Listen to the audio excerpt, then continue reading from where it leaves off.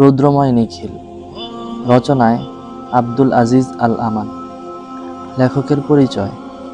উত্তর ২৪ পরগনা জেলার আমডাঙ্গা থানার অন্তর্ভুক্ত সোলেমানপুর গ্রামে জন্ম।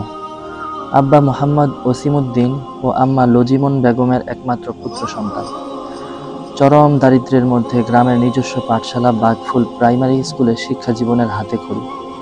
পরে গোবরডাঙ্গা কলেজ ও সুরেন্দ্রনাথ কলেজে অধ্যয়ন। ১৯৫৬-তে কলকাতা বিশ্ববিদ্যালয় থেকে MA ডিগ্রি লাভ ও কানখুলি হাই স্কুলে প্রধান শিক্ষক হিসেবে যোগদান। মাঝে গার্ডেন রিচ কলেজ ও ঢাকার জগন্নাথ কলেজে অধ্যাপনা। ছাত্রজীবন থেকেই লেখালেখি, বিভিন্ন পত্রপত্রিকার সম্পাদনার সঙ্গে যুক্ত। কবিতা, গল্প, উপন্যাস, প্রবন্ধের বই মিলিয়ে লেখকের বইয়ের সংখ্যা ৫০-এর বেশি। ১৯৫৫-তে MA পরাকালীনই সাহিত্য সংঘ ও পদক্ষেপ রচিত। নিজস্ব সম্পাদিত জাগরণ পত্রিকাকে কেন্দ্র করে সাহিত্য গোষ্ঠী গঠনের প্রচেষ্টা ও এরই সুবাদে প্রেমেন্দ্র মিত্র, কাজী আব্দুল ওয়াদুদ, নারায়ণ গঙ্গোপাধ্যায়, হুমায়ুন কবির প্রমুখের সঙ্গে ঘনিষ্ঠতা। কবি নজরুলের লেখা নিয়ে নতুনভাবে ভাবনা ও পুনর্মূল্যায়ন। ১৯৬৫-তে গড়ে তোলেন হরফ প্রকাশনী। ১৯৭৩-এ সুলভ মূল্যে রচনাবলী সিরিজ ও বঙ্গানুবাদ বেদ, উপনিষদ, কুরআন, হাদিস ইত্যাদি প্রকাশ। ১৯৮৩-তে সস্ত্রীক পবিত্র হজ সম্পন্ন করে কলকাতায় প্রত্যাবর্তন ও স্বপ্নের মাক্কাকে নিয়ে ঐতিহাসিক কাবার পথের রচনা শুরু।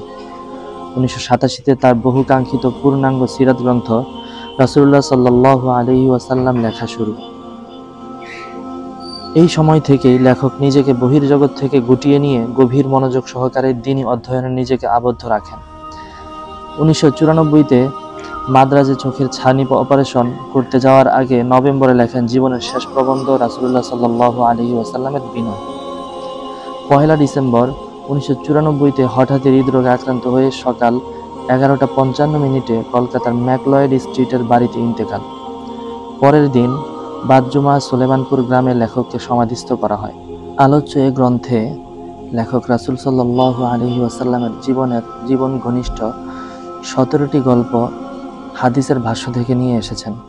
এর মধ্যে প্রথম গল্প আলিঙ্গন। ইসলাম আজ যেন সন্ধ্যা কুলায় পাখিদের কাকুলি মুখর জমজমাট সুখী সংসার। বোধহীন আলগা বিশ্বাসগুলি এখন চেতনায় দীপিত আর গভীর। মূর্খ ভাবনারা এখন বয়স্ক বোধে অভিজাত। সম্ভ্রম আর শালীনবোধ মানুষকে তার নির্বাসিত মনুষ্যত্ব খুঁজে এনে দিয়েছে।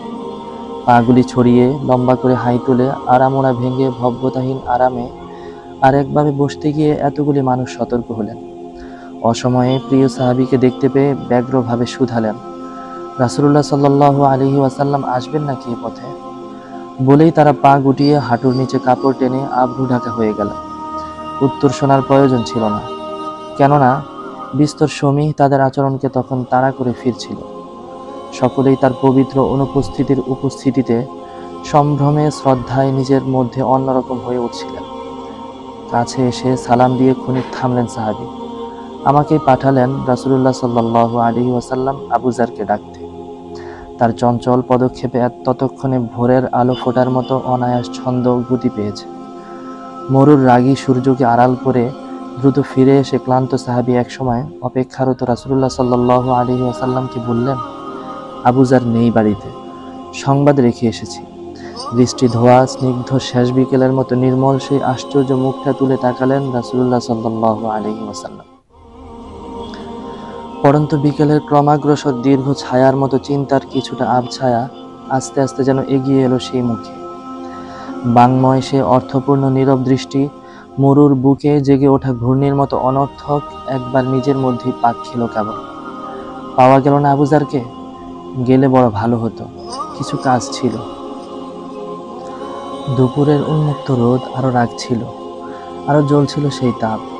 আদিগন্ত বিছিয়ে থাকা বালুকে পুড়িয়ে তামাটে করে তার উপরে ঠেলে তুলে দিচ্ছিল বাঘ খাওয়া তার শিখাগুলোকে। সেগুলি এখন ভাপের মতো সারা মরু জুড়ে প্রেত নৃত্যে কেঁপে কেঁপে দুলে উঠছে। দূর মরুপথ পাড়ি দেওয়া ক্লান্ত আবু যার একটু থামলেন। কপালে হাত দিয়ে উত্তেজিত সূর্যকে আড়াল করলেন তিনি। যেন উত্তেজিত মানুষের সামনাসামনি হয়ে রাগ বাড়াতে ইচ্ছে হলো না তার। তারপর দূরত্ব জরিপ করার মতো দূরে চাউনি ছড়িয়ে শরীরের অবশিষ্ট শক্তির সঙ্গে দূরত্ব মথিত করা ক্লান্তিগুলি পাল্লায় তুলে পরখ করলেন। কালক্ষেপ না করে সেই আগুনের মধ্যে নেমে গেলেন। তারপর তলিয়ে গেলেন, যেমন অনায়াস ভঙ্গিতে প্রাণ মুঠো করে সাগরের তলদেশে তলিয়ে যায় ডুবুরিরা। প্রত্যাবর্তনের পর সব শুনে যন্ত্রণায় কাতরে উঠলেন আবু যার রাদিয়াল্লাহু আনহু। রাসূলুল্লাহ সাল্লাল্লাহু আলাইহি ওয়াসাল্লাম ডেকেছেন আর আমি বাড়িতে নেই, যেন সব অপরাধ তার। ছায়ায় বসলেন না একটু, এক গ্লাস পানি পর্যন্ত খেলেন না। আল্লাহ রাসূল ডেকেছেন আর আমি হতভাগ্য খিদমাতে গরহাজির। এক বুক ইয়েতিম কান্না চেপে চেপে ভয়ঙ্কর মধ্যাহ্নের পথে নামলেন আবু যার। সারা আসমানের বুক ফাটা যন্ত্রণা হু হু শব্দে তার দেহে ঢুকছিল।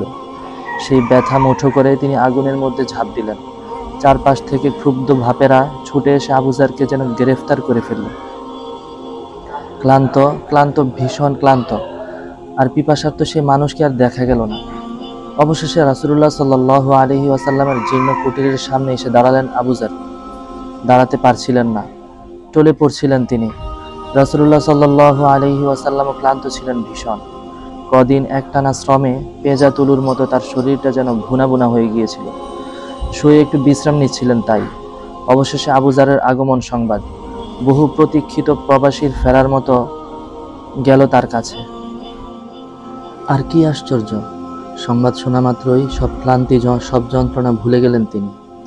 যন্ত্রণার মেঘমালার কালো উত্তরীয় সরিয়ে চতুর্দশী হেসে ওঠার মতো স্মিত হাস্যে বেরিয়ে এলেন রাসূলুল্লাহ সাল্লাল্লাহু আলাইহি ওয়াসাল্লাম। হাত দুটি বাড়িয়ে আবেগ গাঢ় স্বরে ডাকলেন, আবু যার। সেই ডাকে যেন এক শতাব্দীর অভ্যর্থনার স্বর জমে আছে। আবু যার অবাক, ক্লান্ত আবু যার নির্বাক। কথা বলবেন কি তিনি কেঁপে উঠলেন। বসন্তের শান্ত হাওয়ায় যেমন কুসুমকলি কাঁপে, তিনি উপলব্ধি করলেন সেই কণ্ঠে, সেই আশ্চর্য স্বরে যেন এক আকাশের ব্যাপ্তি রয়েছে। আর কি অদ্ভুত সেই হাত, হাত নয় যেন ভোরের হাওয়া।